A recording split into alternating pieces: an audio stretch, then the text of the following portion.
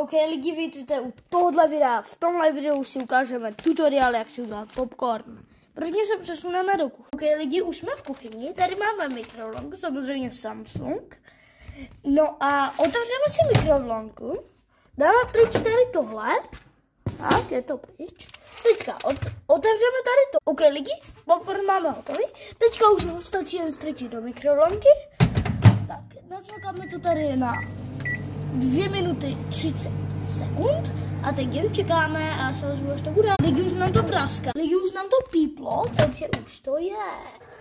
Lidi, zatím jsme venku, ale říkáte si, proč jsme venku, když děláme popcorn. No je to úplně jasné.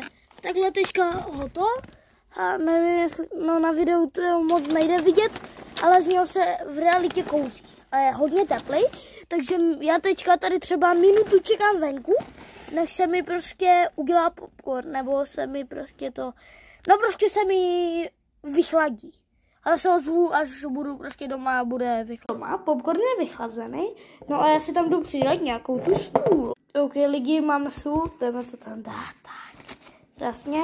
A teďka to stačí jen protřepat. Lidi, máme to v misce, teďka to stačí jen sníst. Mega dobrý. Tohle konec videa, dejte like a odběr.